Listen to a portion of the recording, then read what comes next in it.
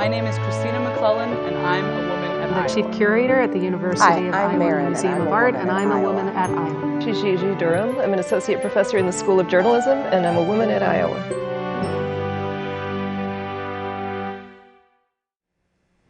Welcome to Women at Iowa, a series that explores the experiences and history of women at the University of Iowa. I'm your host, Karissa Haugeberg. Today I'll be having a conversation with Diane Finnerty, who serves as the Director of Faculty, HR, and Development in the Office of the Provost at the University of Iowa, and as an adjunct faculty in the School of Social Work at the University of Iowa.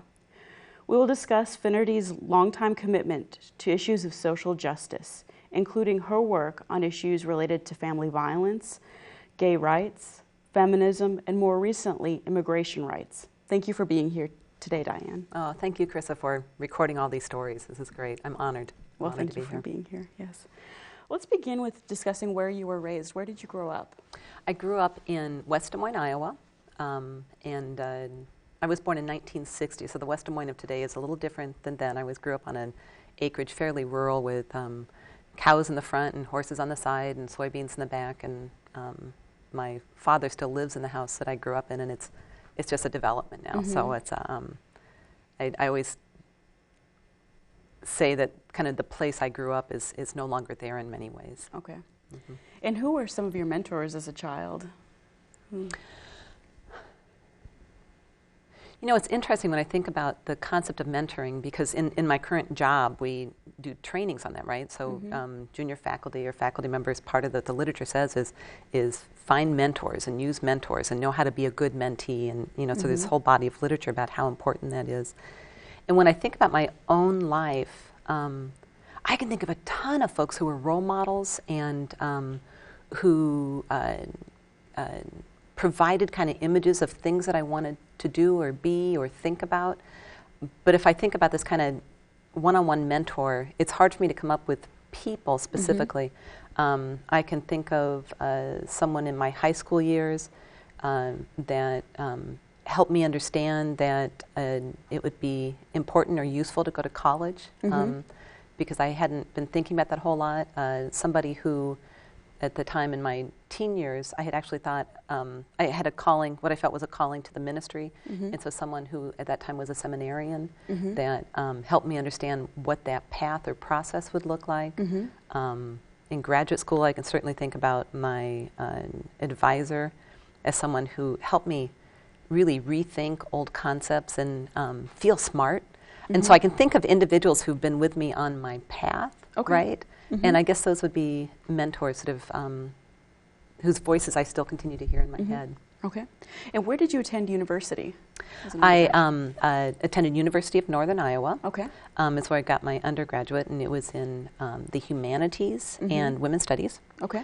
And then I did a master's of science at what was then Mankato State University and now is Minnesota State University. Okay. And I studied, it was an MS program technically it was women's studies. It was one of the first, I think it was the first MS program in women's studies in the country.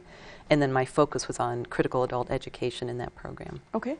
Let's return to your undergraduate experience for a moment. Were you an activist as an undergraduate?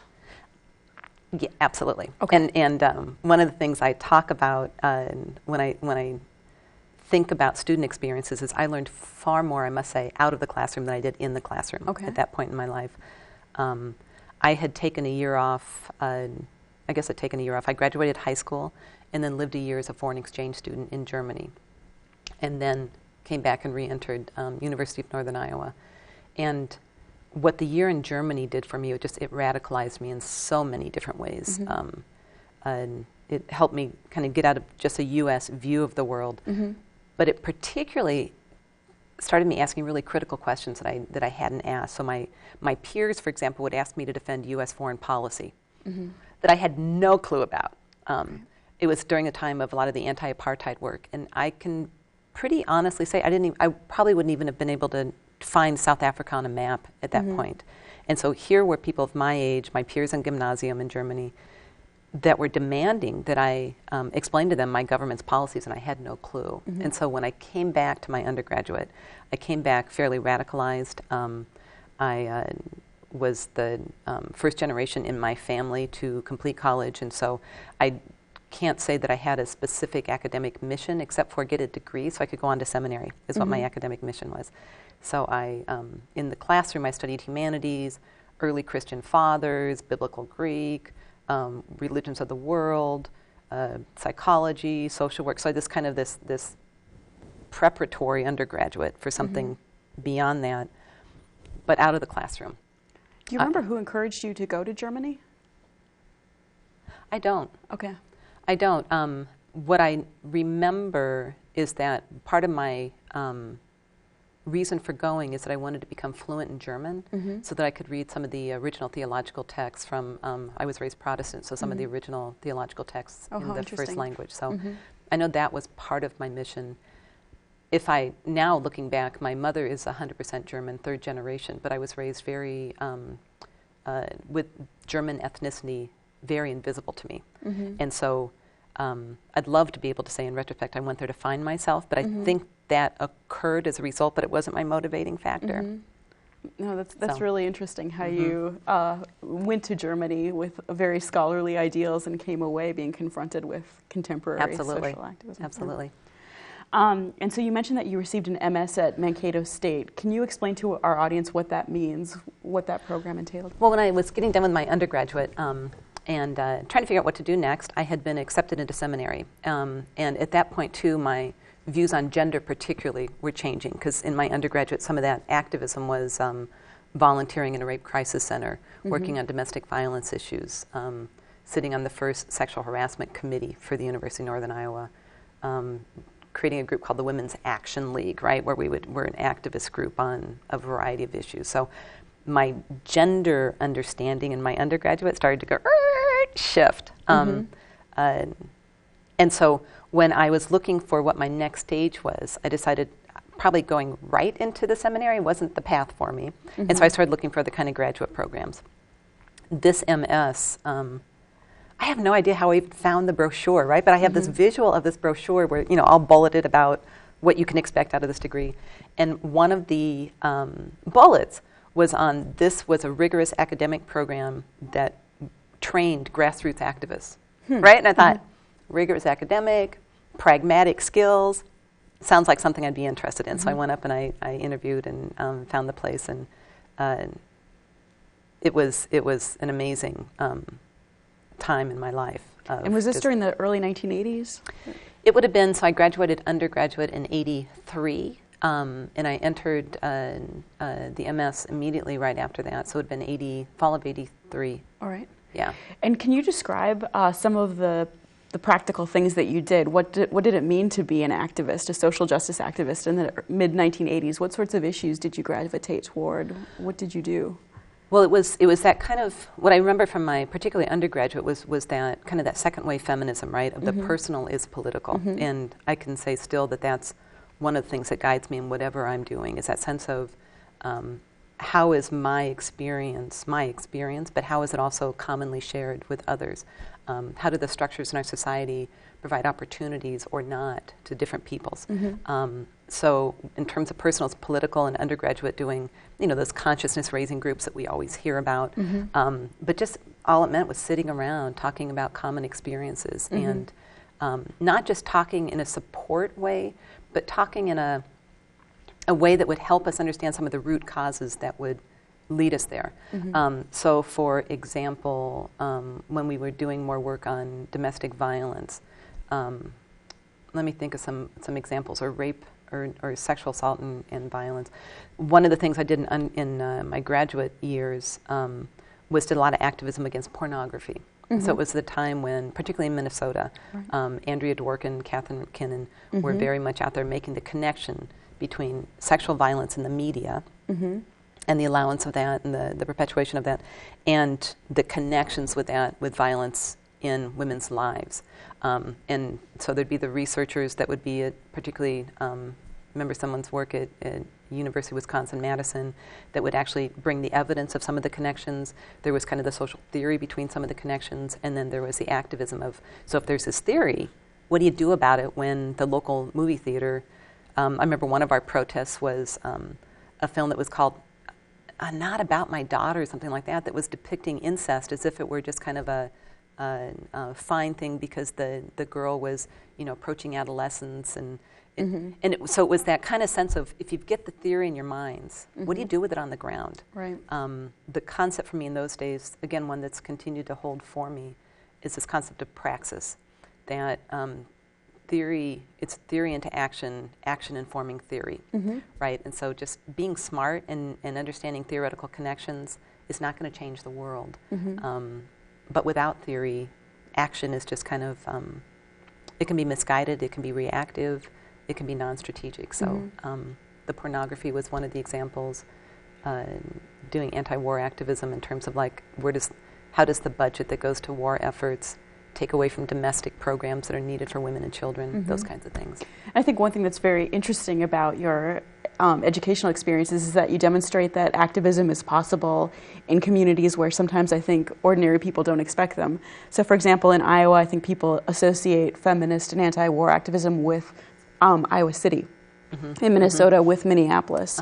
And you demonstrate how in places like Cedar Falls and Waterloo and Mankato, absolutely. there were also communities that were engaged. Absolutely. And wouldn't you agree? I mean, one of the things I think about is you create community wherever you go, right? That you find other people, you work out what actions you're going to take. That I will say, though, when I was in Cedar Falls, we looked to Iowa City for some of the most cutting-edge stuff at that point. So I was very active in student government in my undergraduate days, and we would look to the Iowa City very progressive activists that were also in New Wave, I think is what some of the activists in the student government, or when we were looking at women's health issues and safeties, we'd look to RVAP, we'd look to DVIP here in town, that were really engaged in much more cutting edge kinds of things. And so queer activism that was coming out of Iowa City, we'd look to that. The Emma Goldman Clinic and kind of their champion of both reproductive rights and also women's self-health. I mean, so Iowa City particularly in the state, and speaking as a fifth generation Iowan, I think does have a tradition and a history and hopefully a contemporary and a future legacy of being a think tank and creating and trying things out a little bit differently. Well, I think it's important that you're touching upon that, because it seems to be that you're suggesting that the institutional support for the humanities at the University of Iowa extends far beyond Iowa City, that it was meaningful to you as a student at UNI, that the university and the state supports institutions like RVAP. Yes, absolutely.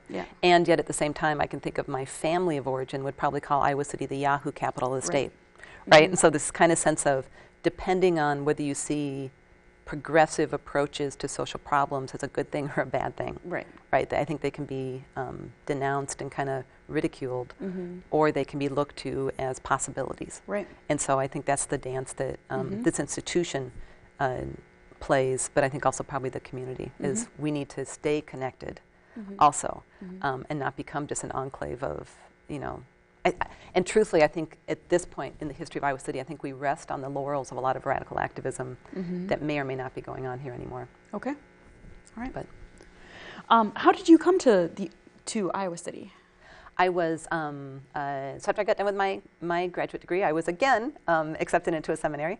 And again, I said, maybe this isn't the right time. And so I started looking for activist jobs or direct service jobs. So working in a domestic violence shelter in Des Moines, and then I directed a rape crisis center, which was called the Sexual Assault Intervention Program in Cedar Rapids. And then while I was in Cedar Rapids, a position came open at the Emma Goldman Clinic in Iowa City. And I had always looked to Emma, or the clinic, as making a different world possible, like how they operated, that it was women-owned, collectively operated, the holding to women's self-help principles, just a variety of things. So when the position came open, I applied, and I came here to be one of the co-directors at the Emma Goldman Clinic in February '89. Okay. And I've been here ever since. And the late 80s, early 90s were a very contentious time for feminist health clinics. Oh, absolutely. Can you describe what that was like to work at a clinic in that time? So if I think about February '89, a dramatic U.S. Supreme Court decision came down in July. The Webster decision came down in July 3rd, I remember the day, of '89, that some had thought would overturn Roe versus Wade, but instead really gave states a lot of more control, right, over the kind of the abortion, reproductive rights issues. And so being part of a group of folks that were, and women at that time, on the front lines of abortion provision, as well as gynecology, as well as self-help, as well as, a variety of things. I think Emma gets painted as just an abortion clinic, and it unapologetically provides abortion services. But it really is about women's health and reproductive rights and a variety of things. So the Supreme Court decision came down, and all of a sudden it was being in the limelight, right? In that sense of, so what's that going to mean for provision in the state of Iowa? The reporters, I remember the day that the Supreme Court decision came down, and having embedded reporters with our staff as we both celebrated that Roe wasn't overturned at the same time, knowing that this right was being chipped away and has continued to be chipped away. It was at a time in the early 90s when physicians who provided abortion services were gunned down and murdered. The physician in Pensacola, Dr. Tiller, who was not murdered successfully in early 90s, was murdered just almost a year ago now today. Clinic bombings, clinic staff being murdered. Our staff was, going to work on a daily basis of when the picketers would be out front, having things yelled at you. We had staff who were followed home and approached by people on their front doors, wanting to do our best to protect the clients who were coming for, again, a range of services. It might be a teenage girl coming in for her first pap smear, right, and would have to go through the picket line. So how did we, again, theory into practice, how did we educate and support women just accessing rights, at the same time helping them put into context free speech rights to picket and protest, at the same time their right to accessible, safe health care. So it was the time of just being in a fishbowl. From very early on, when I was doing a lot of rape crisis and DV work, I made sure my name wasn't published in the phone book. I would be very aware of people coming in to take our license plate numbers down and what that might mean. I certainly had fear for my daughter and my family. We would, Emma, though, it's been around for a long time and has a strong spirit. So we would do things like bomb drills inside. We would do role-playing. We'd have all staff meetings where we'd be in our stations and our positions, and then we'd invite people in to come and act as interlopers or people that would, rush through the door and jump over the counters, and were our emergency systems in place. We would do those kind of periodic drills just to make sure that the violence wasn't going to stop us from doing what we were doing, but we also weren't going to be stupid about it. Right. And isn't it, I think for the people at home, I think this is really perhaps fascinating and horrifying, the idea that perhaps the dental office having to go through a similar drill to provide medical services, particularly when you say that so many of the services that the Emma Goldman Clinic provides are not related to abortion services. Right. One of the programs that you helped to shepherd in was the Pledge a Picketer program. Could you describe what the Pledge a Picketer was? So Pledge a Picketer, one of the things we did when I was hired on was to look at development issues for the clinic and to transform it from the kind of what had been created to be in 1970s as a collectively run and operated and only on fee-for-service to one that opens up also to people being able to contribute into this nonprofit structure. And so we would do different kinds of programs. And one of the development programs was called Pledge a Picketer. I can't remember where we got the idea from. I'm sure from, it'd be nice to say we came up with it, but I'm not sure we did. Where on a daily basis, I would go out and count the number of people who had picketed. And I kept a log on a monthly basis of whether it had been 5 or 50 or 300. And people in town and also really around the nation pledged a dollar amount per picketer that they would contribute to the clinic on a monthly basis. So it may be, I'll give you $1 for every picketer you have. So, on months when we had $15 and I'd send them a little note, we'd get a $15 check. But on months when we were like deluged with picketers, there was a chunk of change coming in, right? But the thing so it was it was turning lemons into lemonades, if you, lemons into lemonades, but the thing that was most, I think, gratifying for me is I would go out onto the picket lines and just be very honorable and respectful to the people who they're picketing. And what was interesting is the kinder you were to them, that I was to them, the more they would detach and not even look at me or do. And it was oftentimes the groups are ready for confrontation, but not for respect. And so to be able to give mutual respect back was difficult. But I would go out and I would offer them coffee or whatever. But I would also say, thank you for being here. I'm not sure you're aware, but we have a campaign here called Pledge a Picketer, and your presence here is helping us to raise money to fund abortion services in our clinic. So I thank you for exercising your free speech and also helping us provide better services for the women here. Did you find that it was an effective tactic? Did it? Oh, effective how? It was gratifying for us, it was like, woohoo, we got 5 people today. It was kind of a fun program in-house. It raised some money, but I think it was also a conduit for communication with folks. Depending on what the desired outcome was, did it stop the picketers? No. Did it maybe make them mad a little bit? I don't know. But I think it served many purposes. If nothing else, it was for morale, right? And for just kind of coming up into the face of that kind of violence with strength. Okay. So how did you come to be employed by the University of Iowa? There was a position open at what was then called the Office of Affirmative Action, and is now called the Equal Opportunity and Diversity Office. And it was, I'm trying to think, the title at first was called Education Specialist. And then my position that I was hired into was eventually called Diversity Resources Coordinator. But at the point, Affirmative Action Office had an education specialist, someone who was responsible for doing a lot of the training and education on campus. And at that point, it was particularly anti-harassment and civil rights education. So tons of sexual harassment education. So when I applied for and came into the job, what greeted me on the first day was just the stack of those pink while you were out slips, right? Messages of departments that needed to have sexual harassment training. And it was after, I think it was at that point, President Rawlings had mandated sexual harassment training. And it was on the heels of the Jean Jew sexual harassment lawsuit. And so somebody before me had done a bunch of it, and then I came in and finished up really the recalcitrant departments, right? The folks had waited as long as possible to be able to get the training. So that was my trial by fire as I went in and I started doing just tons of sexual harassment training.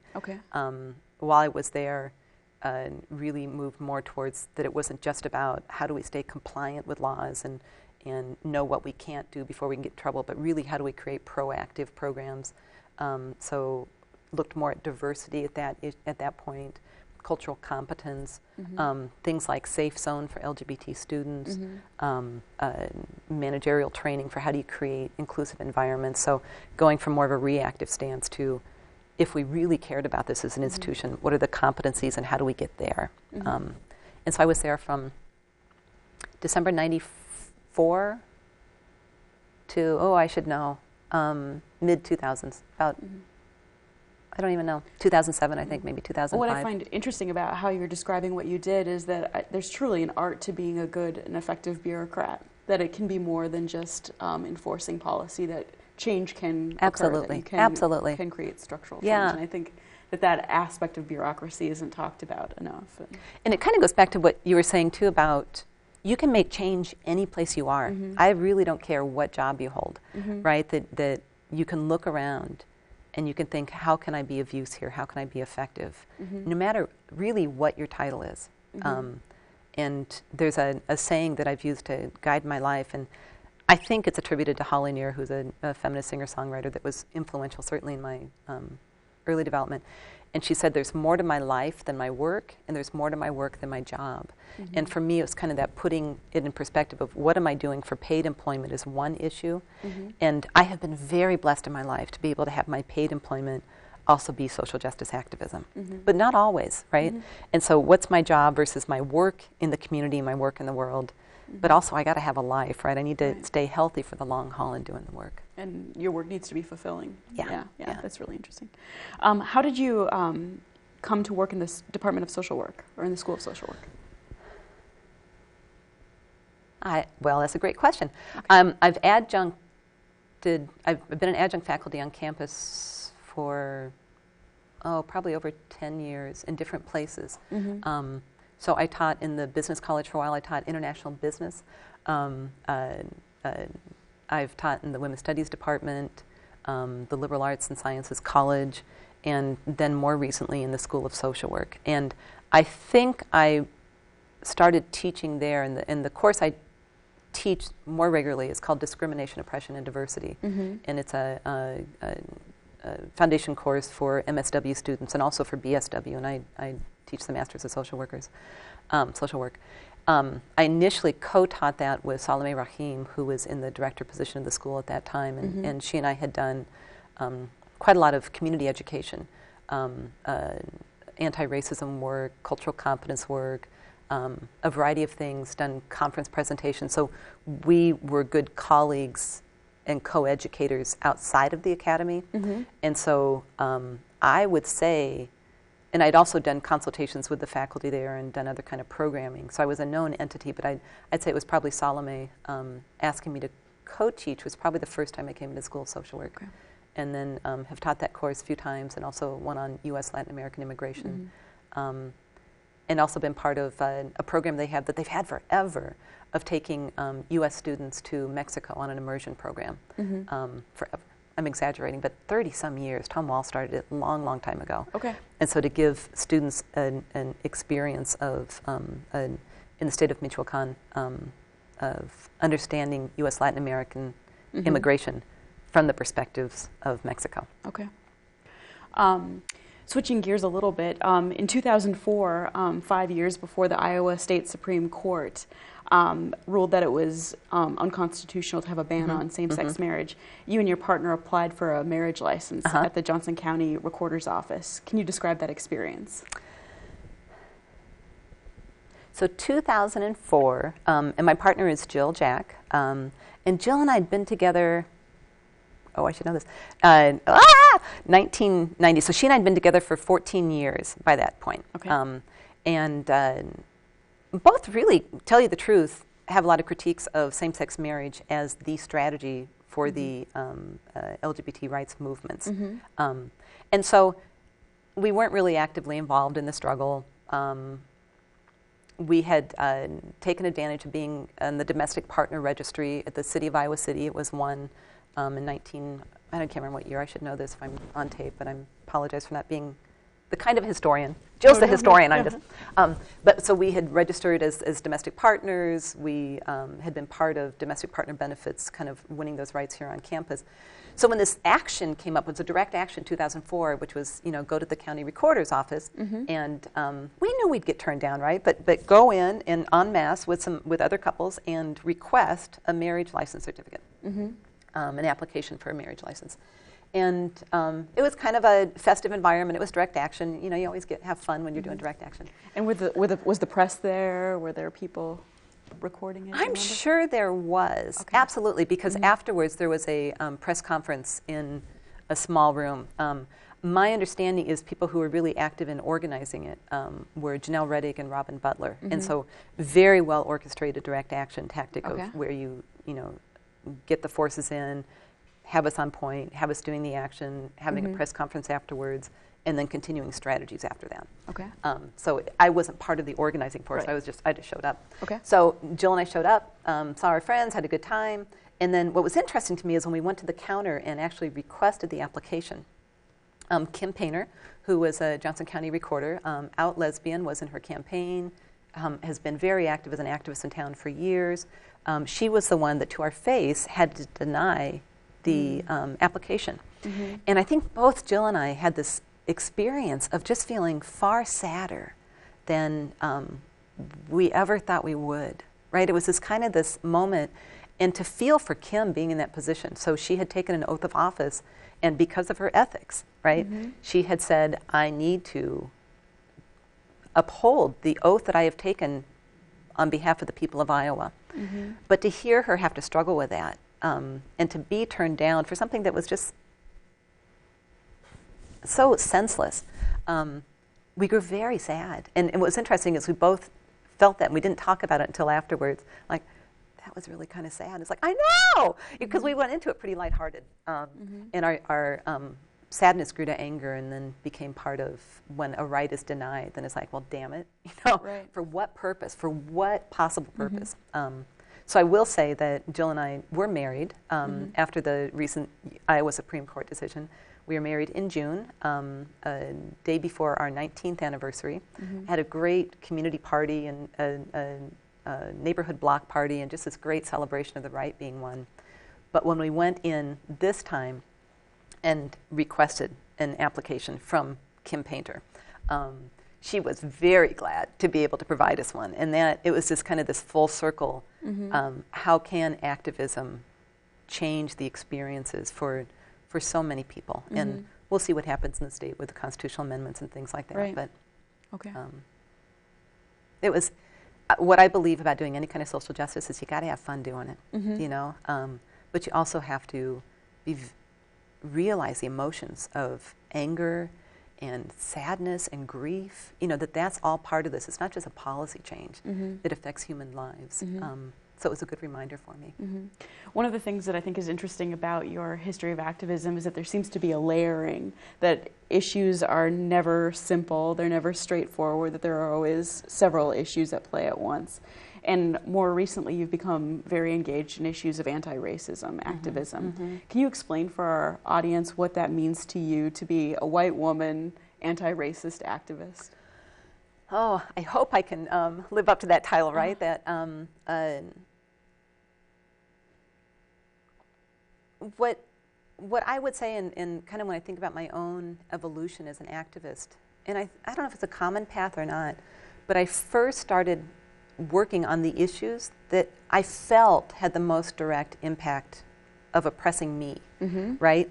And so my gender and anti-violence against women activism, I just, I could feel what it felt like, right, to have those images in the media and feel what it felt like to live frightened when I'm walking across the parking lot. And I could feel about how my life would be curtailed because of that. When I've done LGBT rights or queer rights, I understand what it feels like to have someone hate me without even knowing me, right? Or to have privileges granted from parenting, of having the right to parent. It really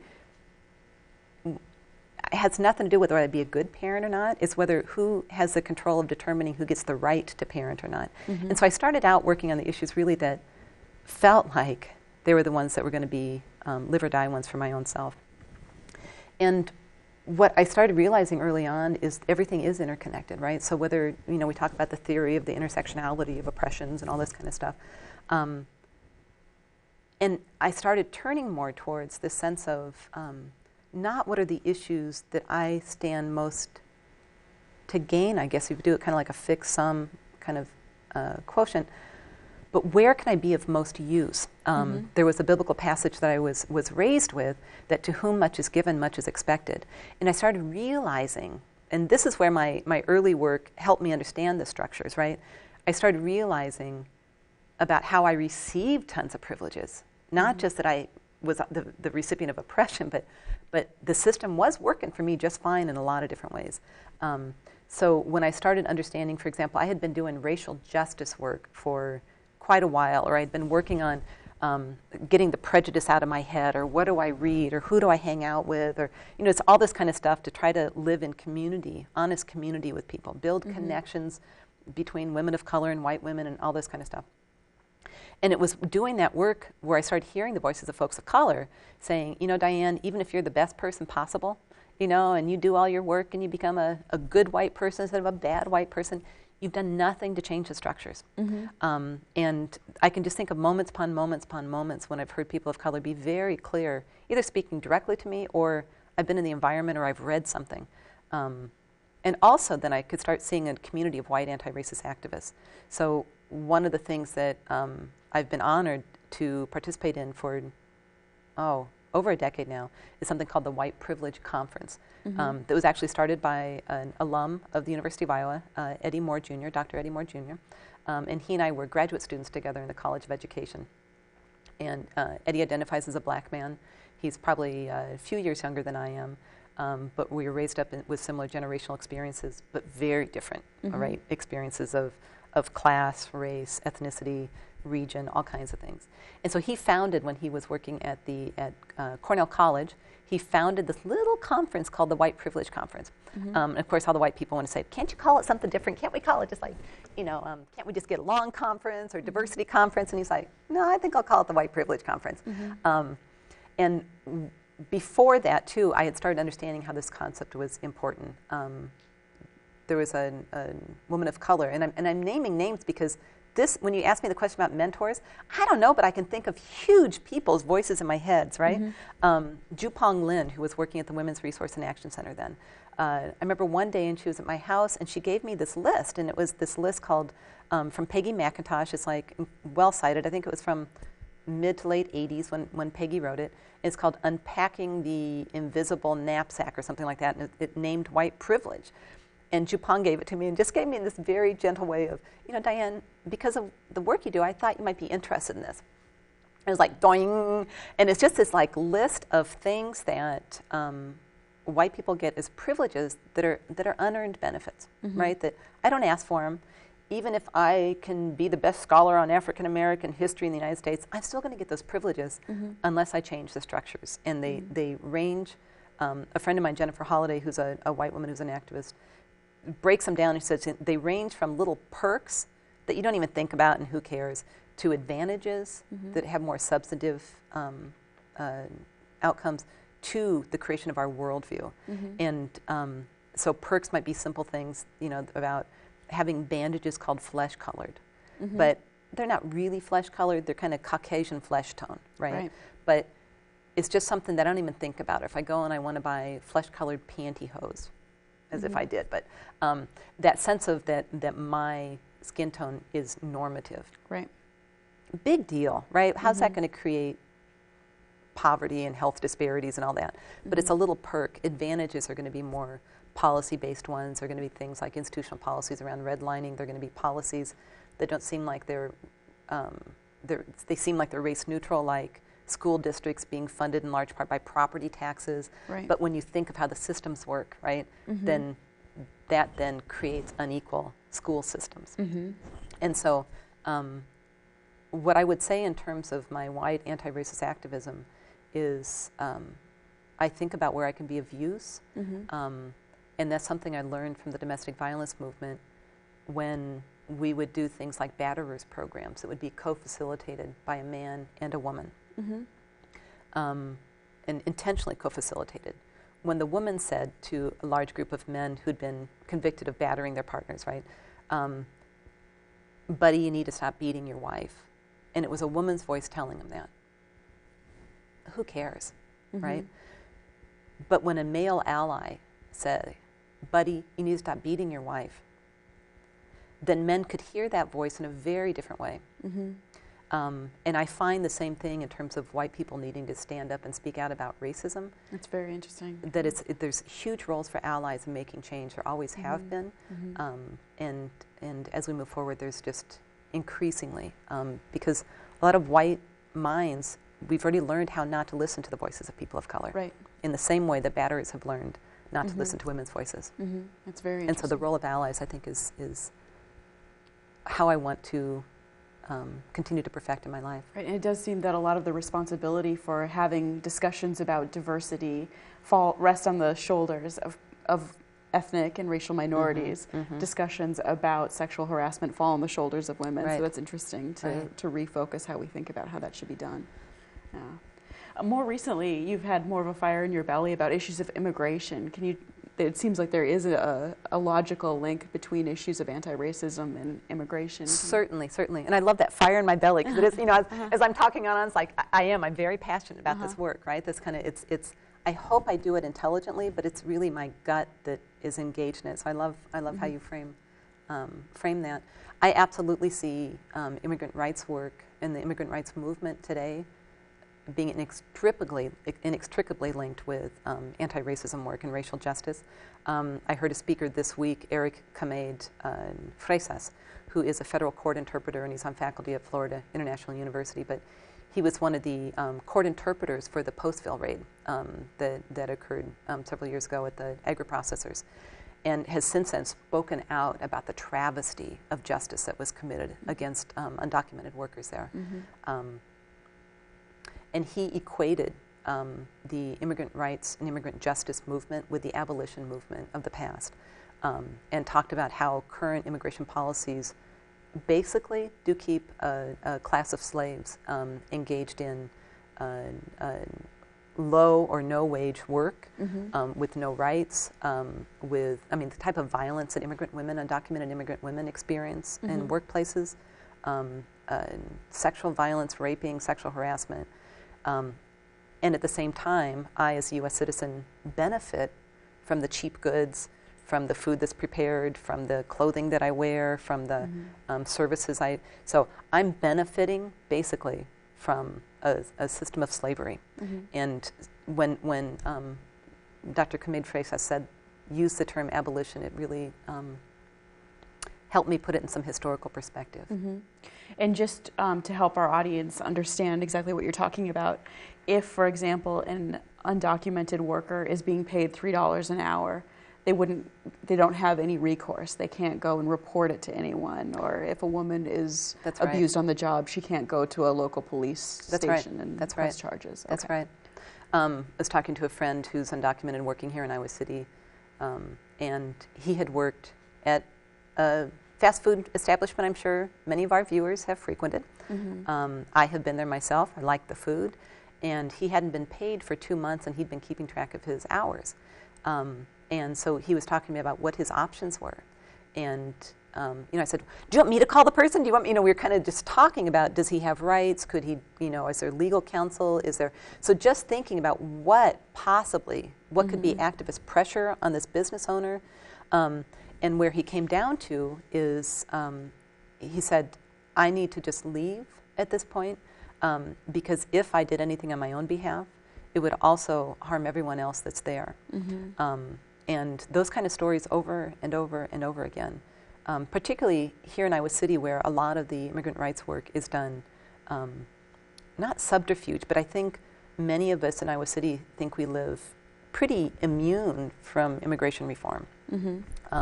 There's great activism coming out of a lot of both rural areas and urban areas, like the undocumented students that are coming out of Chicago, just being on the front lines, right, of demanding that they may have been born in a different country, and so they're technically undocumented in the United States, but they may have been raised here since they were 2 years old, right? They're not going back anywhere. They are as American as my daughter is, in terms of culture and contributions and education and all kinds of things. And yet this nation offers no option for them to ever gain legal status under the current immigration laws. And I started getting interested in this back when I was teaching international business, actually. I had to teach myself about the global economy to be able to teach the students, right? I was recruited to teach those courses as part of the international business certificate program because of all the work I'd done on cross-cultural competencies and intercultural communication and kind of helping folks be effective in cross-cultural settings. But you can't really do that unless you understand the context. And so I taught myself much more about global economics so that I could understand what this would mean then if we're in interaction with one another. And so became theoretically grounded in that. Started making friendships with people who were undocumented, would bring speakers into my class so that students could hear first person from those kind of stories about what's it mean to walk either across the border. And I know most about Latin American U.S. immigration versus other world areas. And then had the fortune to co-lead and co-instruct a course to Michoacan, Mexico, where I took U.S. students. And all I can say is that for me it was transformative because all the head knowledge I had about the systems and economics and went right to my heart. That's the best way I can talk about it when I would go and I would hear the stories of families in Mexico who were living without their sons, without their fathers at that point particularly. More women now have made the journey. And what it does to communities locally. when I started hearing them be, kind of like my German colleagues, being very aware of U.S. foreign policy and trade policy. So they would ask me about NAFTA. They would ask me about these things I'd been teaching my students that had really impoverished their communities. And so in immigration, it's what are the pull factors that bring people to the United States, but what are the push factors as well? And so I could go on and on and on. Okay, well, what I think is really interesting is how there seem to be several dimensions to this, but the two that are most striking to me are the moral dimension and then also the economic dimension. And I'm thinking for our viewers at home, why is it that they should care about this issue? Why should somebody who's been born and raised in Iowa, that's right, why should this be an issue that they should be aware of, that they should work on behalf of? Yeah. I think that is the question, because in today's day and age, once you care about something, there's so many ways to become active. I never understand folks saying, I don't know what to do, or what I'm going to do won't be effective. It's like, oh my God, there's so many opportunities. But the first one is, why should you care? And I go back to that, the batterers group, and I make the connections between, the question I would put back to that person is, why should a batterer care to stop abusing his partner? Because really, that system is working for him. And he's gotten to a place where he is so numb, he doesn't probably even know what he's lost as a result of it. I would say the same thing about why should men care about issues of sexism and gender justice? Why should straight folks care about LGBT rights? Why should white people care about racial justice? Why should U.S. documented citizens care about immigration reform? I go back to that, why should that batterer care? And there's so many reasons for it, but what I would say is each person has to decide. And if you choose not to get involved, then you've made your choice, but you need to be very, I don't care, is what I want to hear coming out of people's mouths. I don't care that I can go and buy my Tyson chicken at the grocery store and eat that and not have a clue about how that whole food system is not just suppressing immigrant labor, but is really killing me as well, right? Because it's benefiting the same people, and I have commonality with the people that it's hurting. I don't care about children who are undocumented who, once they graduated high school, no matter how brilliant they are, can't go into the workforce legally, can't get a college education. My kid's okay, so why should I care about the other kids? And so that kind of question, I think we all need to say, who really are our children? And if we've gotten really so individualized that we think we only need to take care of our bloodlines, and that's certainly as old as the hills, right? But we know that's not sustainable. At one of those first white privilege conferences, I had the honor of hearing Dr. Cornel West, who's on faculty at Princeton, and just this brilliant scholar activist who I guess I'd put in my mentors, right? Because I love kind of how he thinks, lives, activates, all kinds of things. And he used this image of an ocean liner. And this image is, he said, think of a cruise ship. Think of the United States as a cruise ship. And he said, first let's do a class analysis, right? So when you're on a cruise ship, what's the class stratification there, right? So where do folks have more money and folks have less money? And so of course we know, right, that the folks who have more money are at the top and the folks with less money, you still got to get money to get on that ship, but you know, you don't get the window and you don't get all this, you get the smaller space. So you do a class stratification. He said, now let's do a race stratification, given what we know about racism in the United States. So there's going to be, where's it going to be whiter and where's it going to be browner? He said, you know, of course, whiter on the top, browner on the bottom. Doesn't mean there aren't poor white folks in this system, and it doesn't mean there aren't rich brown folks in this system, brown and black folks. But if you do a stratification, that's how it's going to come up because of the legacies of how racism and white supremacy has worked. And then, so he's painting this picture and he's doing his Cornel West stuff in just this brilliant way. And he said, okay, grab that picture, and now what I'd like you to imagine is there is a hole in the bottom of that ship. And the question I ask you is, who should care? And it was another one of those kerjunk moments for me, right? That kind of sense of, well, of course the folks who are drowning immediately care, and they're screaming for their lives. Right. But if you're up here, you may not even hear those screams. You know, you may not even you may be still having this really sweet dinner at your dining room and worried about what you have on for the day because you're going to go out and get those pictures afterwards and you want to preserve a beautiful moment so you can put it on your shelf back in your house. That you may not even be aware of what's going on. And it's been an image that has stuck with me when I put my own self on that ocean liner, my class self, my race self, my citizen status. When I put myself on there, it comes back to that. You know, we say a harm to one is a harm to all, but I'm not sure we really feel it. And I think that's a great image that's been useful for me. And if people are at home are inspired to learn more about what they can do and want to educate themselves a bit more about the current debate over immigration, are there any websites that you would suggest to them or books that you suggest that they should read? There's a ton. The things that are inspiring to me that I keep in touch with, the National Network for Immigrant and Refugee Rights, so NNIRR, you can put into a Google search.